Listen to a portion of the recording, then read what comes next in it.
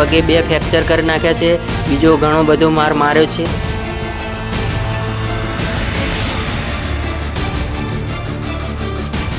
Operation વાળો પગ હતો એ ખેંચી નાખ્યો।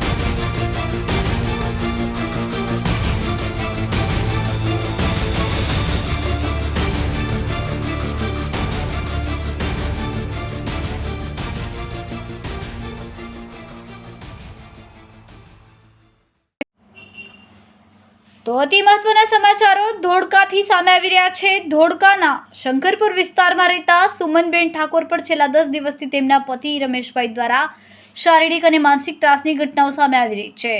મળતી માહિતી મુજબ સુમનબેનના પતિ રમેશભાઈએ પાઇપ અને લાકડીઓ વડે વારંવાર હુમલો કરતા સુમનબેન બેભાન હાલતમાં પહોંચી ગયા। પરિવારજનોએ તેમને તાત્કાલિક નવજીવન હોસ્પિટલ ખાતે પહોંચાડ્યા, જ્યાં તેમના એક પગમાં 2 ફ્રેક્ચર હોવાનું જાણવા મળ્યું અને ઓપરેશન કરીને પગમાં પ્લેટ નાખવામાં આવી, પરંતુ ઘટના અહીં પૂરતી નહોતી।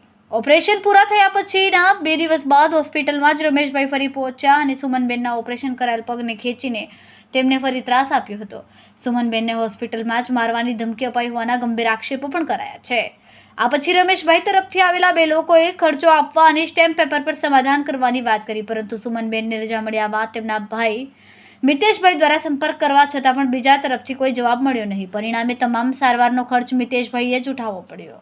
આ ઉપરાંત જ્યારે મિતેશભાઈ ધોળકા પોલીસ સ્ટેશનમાં ફરિયાદ કરવા ગયા ત્યારે પીઆઈ ડાંગરવા સાહેબે તેમની ફરિયાદ સ્વીકારી નહોતી અને તેમને ખરાબ શબ્દો સાથે ધમકી પણ આપી, એવા ગંભીર આક્ષેપો મિતેશભાઈએ કર્યા। હવે સૌથી મોટો સવાલ છે કે ધોળકા પોલીસે સુમનબેનને મળેલા ત્રાસ અને હુમલાના આ કેસમાં કોઈ કાર્યવાહી કરશે કે નહીં। આ સમગ્ર મામલે પોલીસ શું પગલાં ભરે છે તે હવે જોવાનું રહેશે। બેન, તમારું નામ જણાવો। સુમનબેન। સુમનબેન, શું થયું છે તમારી સાથે? આ કેમ વાગ્યું છે? વેમમાં મારઝૂડ કરસ। કોણ મારઝૂડ કરે? માર પતિ તે। શું નામ છે? રમેશભાઈ। કેમ મારે છે? વેમમાં જ તે દારૂ પીવાનું વેમાવાનું। ક્યાં રહ્યો છો તમે? ધોળકા। ધોળકામાં ક્યાં? લીલજપુર, પણ રહીએ છીએ ખેતરમાં આઈબીપી પેટ્રોલ પંપની પાછળ। ઓકે, ધોળકામાં રહ્યો છો, તમને મારે છે, કેટલા સમયથી મારે છે?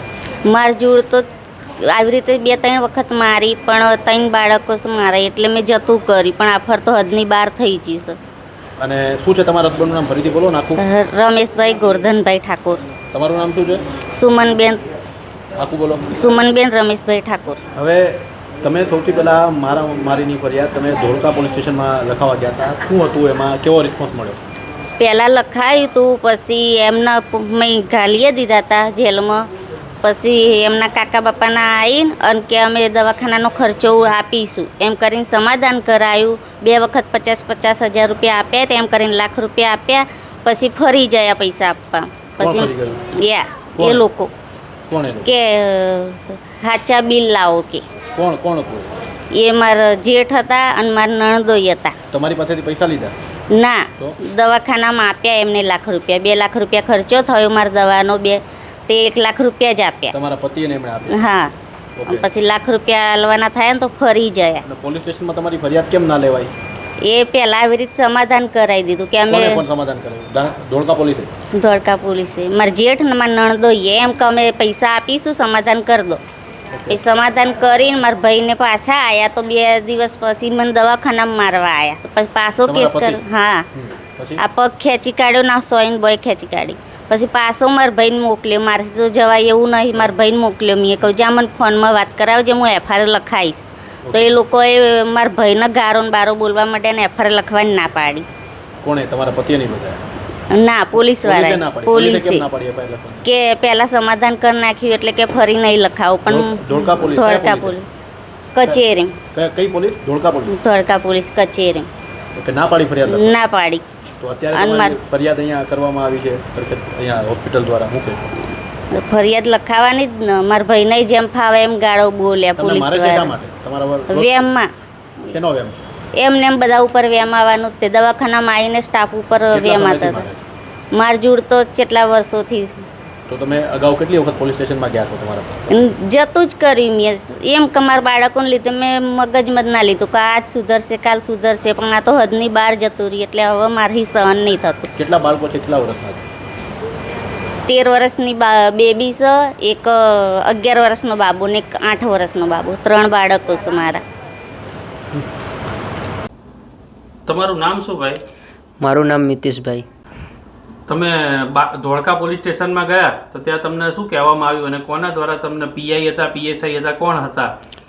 ત્યાં પોલીસ સ્ટેશનમાં તો પીઆઈ સાહેબે હતા, પણ પીઆઈ સાહેબે તો ચોખ્ખી જ ના પાડી દીધી. અમને ધમકી આપી કે હવે પછી તમે પાછા આવશો તો અંદર પૂરી દઈશ ને ગાળો બોલીને એવું બધું કર્યું. અમને પાછા કાઢી મૂક્યા હતા એમને. શું નામ હતું પીઆઈ સાહેબનું? પીઆઈ સાહેબનું ડાંગરવાળા સાહેબ હતું, એવું કંઈક નામ હતું એમનું. બરોબર. અને ત્યાં આગળ તમે ગયા તો એ વખતે તમને મારવાની નેવી ઓલી કે વાત કરી સાહેબે કે શું કીધું? હા, એમને એવું કીધું કે ટાંટિયા ભાગી નાખીશ ને એવું બધું કીધું.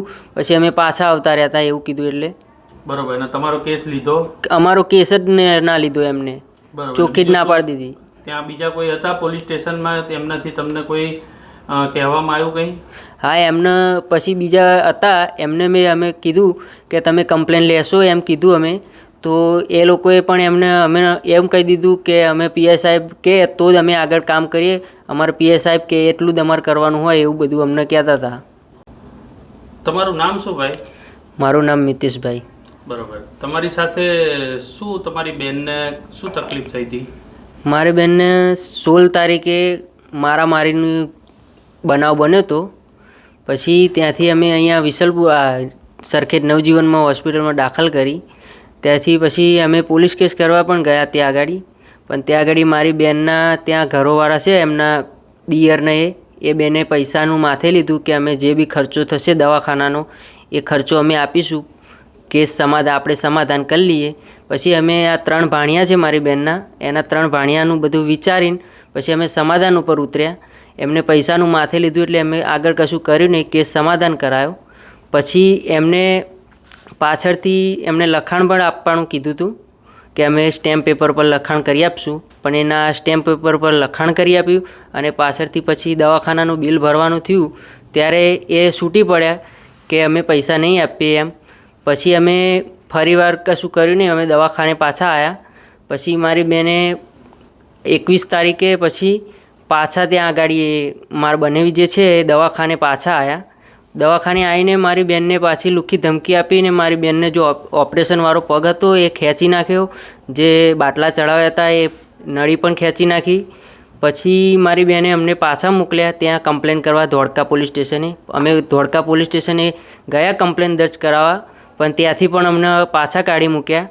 કમ્પ્લેન કંઈ દર્જ કરી નહીં. પછી અમે પાછા આવ્યા.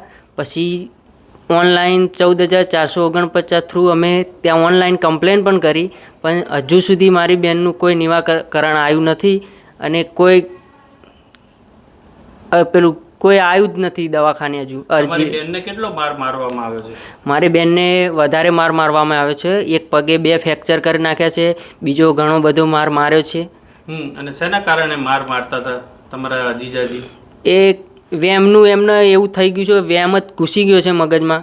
બસ વેમ સિવાય બીજું કંઈ એમને સૂચતું નથી. બસ વેમના કારણથી જ આ બધું કરે છે. શેનો વેમ? પણ એ આ ગમે તેનો વેમ હોય, આ બીજા છોકરા બાબતનો વેમ હોય કે ગમે તે વેમ હોય એ અમને ખબર નથી, પણ એ વેમનો બહાનું કાઢીને જ મારે છે દર વખત. અને તમારી બેન રહે છે ક્યાં જીજાજીને તમારા? એ ધોળકા રહે છે. મારી બેનને ધોળકા પરણાયેલી છે. વિસલપુર મારું ગામ છે. બરોબર. અને કેટલા છોકરા છે તમારા બેન? 3 છોકરા છે, એક છોડી છે, 2 નાના ભાણિયા છે. અને પહેલી વખત સમાધાન કર્યું ત્યારે કેવી રીતે સમાધાન તમારા ત્યાંથી કર્યું હતું? એમાં ત્યાં પહેલી વખત સમાધાન એ રીતનું કર્યું કે એ લોકોએ માથે લીધું હતું, એમને જવાબદારી લીધી હતી પૈસાની. આમાં પોલીસ કોઈ ઇન્વોલ્વ થઈ હતી કે નહીં સમાધાનમાં કે કંઈ? ના, સમાધાનમાં પોલીસ નથી થઈ. એમને પોલીસ સ્ટેશનથી અમને એવું જ કીધું હતું કે તમે સમાધાન કરો તો અમે કંઈ વચ્ચે નહીં બોલીએ, તમે તમારી રીતે સમાધાન કરો તો. પણ પછી કેસ તમારો અત્યારે લે છે કે નથી લેતા? પછી આ બીજી વખત જ્યારે દવાખાને આવીને મારી બેનને એ પાછું આ મારામારી કરી એ પછીનો બીજી વખત કેસ દર્જ કરવાનું જ ના પાડી દીધું પોલીસ સ્ટેશનેથી. કેમ ના પાડી? પણ તમે ગયા હતા કોની પાસે ગયા હતા? અને અમે ત્યાં ધોળકા પોલીસ સ્ટેશને જ ગયા હતા. કચેરી જોડે પોલીસ સ્ટેશન છે ને મોટી ઓફિસ, ત્યાં જ ગયા હતા. ત્યાંથી અમને ના પાડી દીધી પોલીસવાળાએ કે તમારી કમ્પ્લેન નહીં લઈએ અમે. એવું કંઈ નહીં લઈએ? શું કઈ કારણ બતાવ્યું હતું? એ તો સાહેબ અમને ખબર નથી, એવું કંઈ કારણ બતાવ્યું નહીં, પણ એમને શા કારણથી કમ્પ્લેન નહીં લેતા એ અમને ખુદને ખબર નહીં પડતી.